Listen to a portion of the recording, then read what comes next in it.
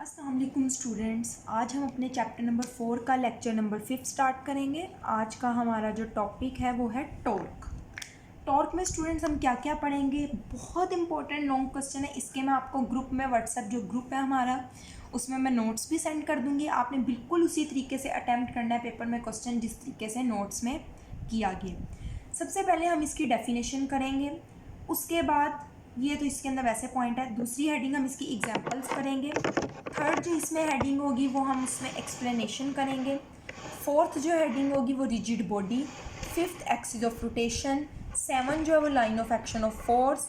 Seventh जो है वो फैक्टर्स पढ़ेंगे। फैक्टर्स दो हैं इसके, फोर्स पढ़ेंगे, मोमेंट आर्म पढ़ेंगे, और एंड पे हम इसका SI यूनिट पढ़ेंगे।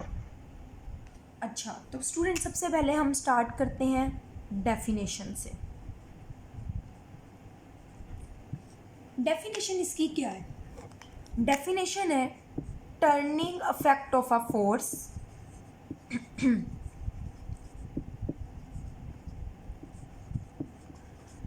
Is called torque. किसी जिस्म के गर्दिशी असर को टॉर्क कहा जाता है। किसी जिस्म के गर्दिशी असर को टॉर्क कहा जाता है। स्टूडेंट्स, फॉर एग्जांपल आपके घर में वाटर टैप है। वाटर टैप किसे कहते हैं? पानी की टूटी है। आप उसको इस तरीके से फोर्स लगाते हैं। फोर्स लगाने के नतीजे पे क्या होता है, वो जो टूटी होती है वो क्या होती है? टर्न होती है, घूमती है। तो जो वो टर्निंग इफेक्ट होता है किसी फोर्स के लगाने की वजह से, जो उसमें गर्दिशी असर पैदा होता है, उस गर्दिशी असर को टॉर्क कहते हैं। फॉर एग्जांपल ये आपके सामने मार्कर है, मैं इस पे फोर्स लगा रही हूँ और इसको क्या हो रहा है, इसके अंदर क्या चीज़ पैदा हो रही है? Turning effect. ये क्या हो रहा है? गर्दिश कर रहा है, घूम रहा है। तो ये जो इसके अंदर टर्निंग इफेक्ट है, इस टर्निंग इफेक्ट को हम टॉर्क कहते हैं। तो turning effect of a force is called torque. किसी फोर्स के गर्दिशी असर को क्या कहा जाता है? टॉर्क कहा जाता है। स्टूडेंट्स, इस पॉइंट के बाद आप लिखेंगे डेफिनेशन में ही एरो लगा के, it is also known as moment of force. Torque का एक और नाम भी है। क्या नाम है? Moment of force. टॉर्क को मोमेंट ऑफ फोर्स भी कहा जाता है। ये कह रहा, अभी आप समझ लें, मैं नोट्स दूंगी आपको सारा समझ आ जाएगा। देखिए, सबसे पहले यहाँ पे डेफिनेशन दी गई है पिंक ब्लॉक में, ठीक है। डेफिनेशन क्या है? The turning effect of a force is called torque. Force के गर्दिशी असर को टॉर्क कहते हैं। आपने इतना लिख के आगे लिख देना है, it is also known as, it is also known as moment of the force. इसको मोमेंट ऑफ द फोर्स भी कहा जाता है। स्टूडेंट्स, इतना करने के बाद आप नेक्स्ट जो हेडिंग बनाएंगे वो एग्जाम्पल्स बनाएंगे, और एग्जाम्पल्स जो है वो डेफिनेशन से ऊपर है। ये पहली हेडिंग हो गई। अब दूसरी हेडिंग आपकी क्या है? एग्जाम्पल्स। एग्जाम्पल्स देख लें। Forces that produces turning effect are very common. वो फोर्सेज जो गर्दिशी असर पैदा करती हैं वो बहुत आम है। फॉर एग्जाम्पल, टर्निंग पेंसिल ना शॉर्पनर। आप शॉर्पनर के अंदर जब पेंसिल डाल के उसको घुमाते हैं या फोर्स लगाते हैं तो वो चीज़ घूमती है, तो उसके अंदर क्या चीज़ पैदा होता है? टॉर्क पैदा होता है। Next, turning stop cock of a water tap. ये पानी वाली टूटी का, इसको कहा जाता है स्टॉप कॉक। जब आप टैप का, पानी वाली टूटी का ये घुमाते हैं तो तब भी क्या चीज़ पैदा होती है? टर्निंग इफेक्ट पैदा होती है। टर्निंग डोर नोब, ये देखें, ये दरवाजे का ये जो आप डोर नोब होता है, ठीक है, इसको जब आप घुमाते हैं तो क्या चीज़ पैदा होता है? टर्निंग इफेक्ट पैदा होता है। एंड सो ऑन, और इस तरीके से और भी are some of the examples. कुछ मिसालें हैं where a force torque, where a force produces turning effect. ये चंद एक मिसालें हैं जहाँ पे फोर्स टॉर्क प्रोड्यूस करती है, टर्निंग इफेक्ट पैदा करती है। वैसे और भी है बट फिलहाल इतना ही। अब स्टूडेंट्स, जो आपकी थर्ड हेडिंग है ना, थर्ड हेडिंग आप बनाएंगे एक्सप्लेनेशन की, वजाहत की। इसमें आप लिखेंगे in order to understand a torque, ठीक है। In order to understand a torque, torque को समझने से पहले, in order to understand a torque, torque को समझने से पहले वी शुड नो अबाउट, हमें पता होना चाहिए। किस चीज़ का पता होना चाहिए? आगे आप तीन चीज़ों के नाम लिख देंगे इस तरीके से एरो लगा के। कौन कौन सी? पहली लिखेंगे रिजिड बॉडी,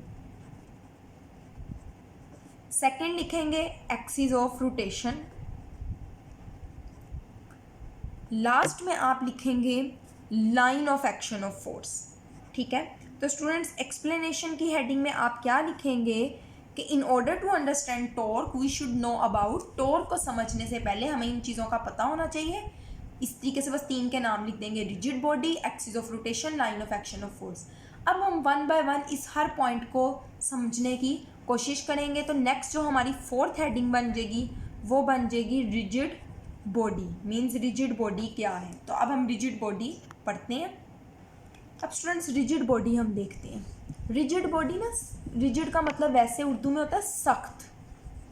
अब हम देखते हैं डेफिनेशन में रिजिड बॉडी क्या है। स्टूडेंट्स कोई भी बॉडी है, लेट्स सपोज कि ये एक बॉडी है, ठीक है। कोई भी बॉडी जो है वो पार्टिकल से मिलकर बनी होती है। ये जो है वो छोटे छोटे ज़र्रात से मिलकर बनी होती है। अब इस बॉडी पे लेट्स सपोज मैं फोर्स लगा रही हूँ। अगर मैं इस बॉडी पे फोर्स लगा रही हूँ, देखिए पार्टिकल्स का दरमियानी फासला है, ये इतना, फॉर एग्जांपल इस पार्टिकल और इस पार्टिकल के दरमियान इतना डिस्टेंस है। मैंने इसको फोर्स लगाई, इनके दरमियान जो डिस्टेंस है वो अगर चेंज ना हो तो ऐसी बॉडी को रिजिड बॉडी कहते हैं। लेट्स सपोज बच्चों ये मार्कर है, ये ड्राई, जहाँ डी लिखा है ये एक यहाँ पे पार्टिकल होगा, जहाँ पे वाई लिखा है यहाँ भी एक पार्टिकल होगा। मैं इस पर फोर्स लगा रही हूँ, यहाँ खींच रही हूँ, यहाँ खींच रही हूँ।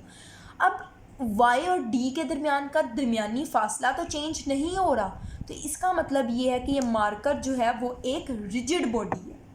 अब रिजिड बॉडी कौन सी नहीं होती, जैसे स्प्रिंग होते हैं, उनको आप खींचेंगे उनका फासला चेंज हो जाता है। नरम चीज़ें, कपड़ा होता है, ठीक है, फोम हो गया, तो ऐसे एग्जाम को रिजिड बॉडी नहीं कहते।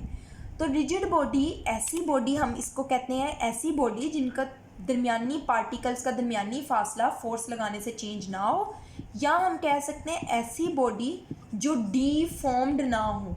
डीफॉर्म्ड होता है शक्ल में बघार पैदा ना हो, मतलब उसकी जो फॉर्म है, जो उसकी हालत है वो डी ना हो जाए, मतलब उसमें चेंज पैदा ना हो, ऐसी बॉडी को रिजिड बॉडी कहा जाता है। तो ये रिजिड बॉडी आपने पूरा पैराग्राफ करना है, इसको रीड कर लेते हैं।